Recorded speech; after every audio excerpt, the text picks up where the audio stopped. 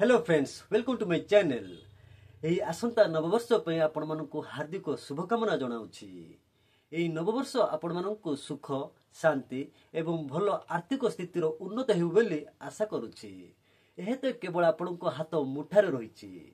विशेष कर आज युवपीढ़ी विभिन्न प्रकार निशार पड़ी निजर जीवन को अंधकार आड़ को ठेली दउछंती।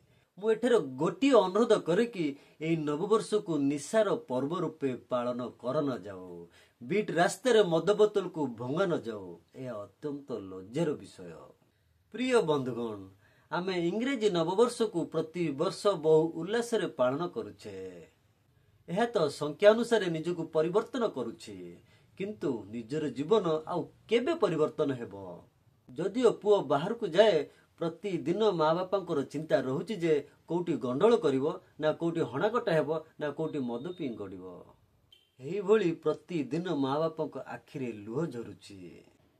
आस आमे शपथ नेबा एही नववर्ष दृढ़ संकल्प नेबा। निशा ठारू दूर रहिबा, उन्नत जीवन गठन करिबा, रोजगार क्षमा पार्ट टाइम जॉब करिबा, परिश्रम करिबा, समाज रे एक प्रतिष्ठित व्यक्ति रूप में निजक परिगणित करिबा। यह ही आपणक हाथ मुठारे तिबा चाबिकाठी जहाँ आपणकर घर को खुशी भरा आनंद रे फिटई दबो। एही वीडियो जदि आपनको भल लागे लाइक करंतु, शेयर करंतु, आम समाज बदलिबारे सहायक होंतु। जदि आपण सब्सक्राइब करनाहांती, सब्सक्राइब करी आमको सहयोग करंतु, सपोर्ट करंतु। धन्यवाद। जय हिंद, जय भारत।